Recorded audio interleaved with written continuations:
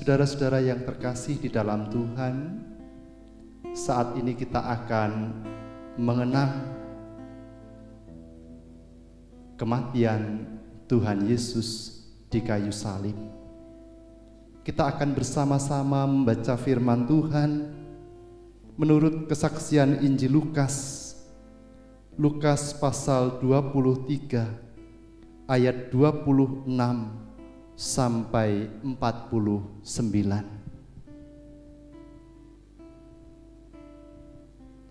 Yesus disalibkan. Ketika mereka sampai di tempat yang bernama Tengkorak, mereka menyalibkan Yesus di situ dan juga kedua orang penjahat itu, yang seorang di sebelah kanannya dan yang lain di sebelah kirinya. Yesus berkata, "Ya Bapa, ampunilah mereka, sebab mereka tidak tahu apa yang mereka perbuat." Dan mereka membuang undi untuk membagi pakaiannya. Orang banyak berdiri di situ dan melihat semuanya. Pemimpin-pemimpin mengejek dia, katanya, "Orang lain diselamatkan, biarlah sekarang ia menyelamatkan dirinya sendiri. Jikalau ia adalah Mesias, orang yang dipilih Allah." Juga prajurit-prajurit mengolok-olok dia. Mereka mengunjukkan anggur asam kepadanya dan berkata, "Jika engkau adalah raja orang Yahudi, selamatkanlah dirimu."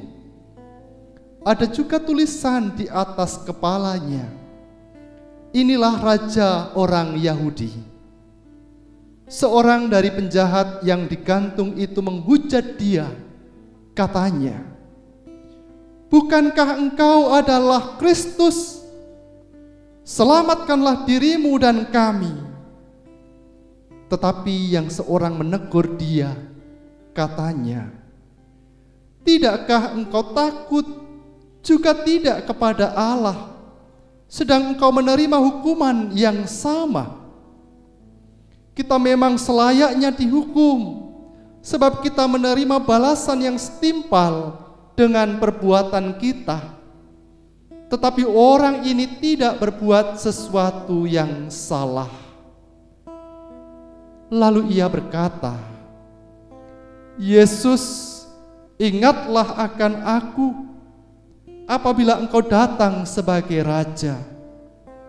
Kata Yesus kepadanya, "Aku berkata kepadamu, sesungguhnya hari ini juga engkau akan ada bersama-sama dengan aku di dalam Firdaus."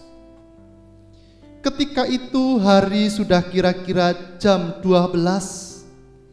Lalu kegelapan meliputi seluruh daerah itu sampai jam 3. Sebab matahari tidak bersinar dan tabir bait suci terbelah dua. Lalu Yesus berseru dengan suara nyaring, "Ya Bapa, ke dalam tanganmu kuserahkan nyawaku." Dan sesudah berkata demikian, ia menyerahkan nyawanya. Ketika kepala pasukan melihat apa yang terjadi, ia memuliakan Allah, katanya, "Sungguh, orang ini adalah orang benar." Dan sesudah seluruh orang banyak yang datang berkerumun di situ untuk menonton itu, melihat apa yang terjadi itu, pulanglah mereka sambil memukul-mukul diri. Semua orang yang mengenal Yesus dari dekat, termasuk perempuan-perempuan yang mengikuti dia dari Galilea, berdiri jauh-jauh dan melihat semuanya itu. Saudara-saudaraku yang terkasih, kematian menjadi akhir kehidupan. Kematian mendatangkan kesedihan, mendatangkan kekhawatiran, bahkan mendatangkan rasa takut. Yesus Sang Guru telah mati. Mungkin kala itu para murid mengalami rasa sedih yang amat mendalam. Mereka khawatir akan kehidupannya, bahkan mereka mengalami perasaan takut. Pertanyaan bagi kita, apakah Tuhan Yesus menegakkan mereka berlama-lama merasakan kesedihan, kekhawatiran, bahkan ketakutan? Saudaraku yang terkasih di dalam Tuhan, mari kita meyakini bahwa Tuhan tidak pernah meninggalkan kita. Kalau ketika kita merasakan kesedihan, kita merasakan hal yang menjadikan kita khawatir akan kehidupan kita, bahkan menjadikan kita takut, ingat Tuhan Yesus yang mati akan bangkit kembali. Disitulah ada pengharapan bagi kita di tengah kita bergumul akan setiap tantangan yang menjadi bagian kehidupan kita. Tuhan memberkati. Ku ingin menghayati.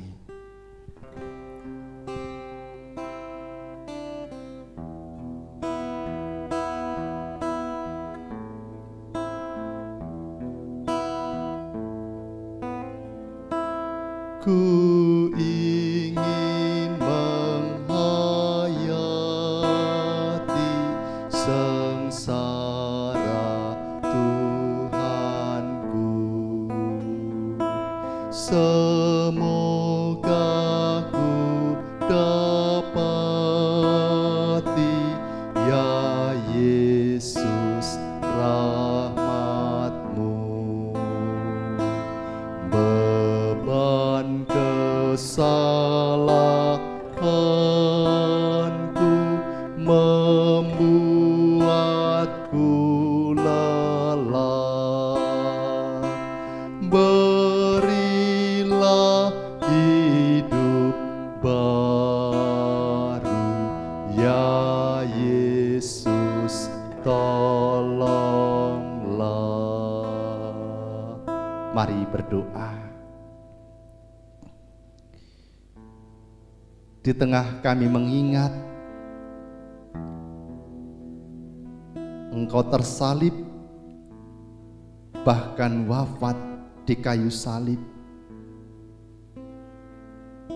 kami diingatkan akan kasih Tuhan yang besar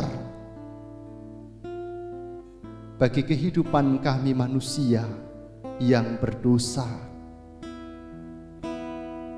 Karena kematian-Mu di kayu salib menebus dosa-dosa kami umat manusia.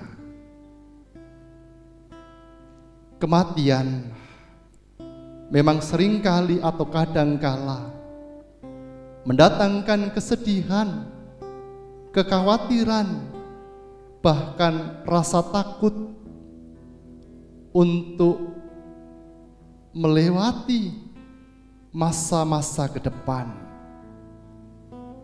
Mampukan kami sebagai orang-orang yang percaya kepada Tuhan, kami senantiasa berpengharapan.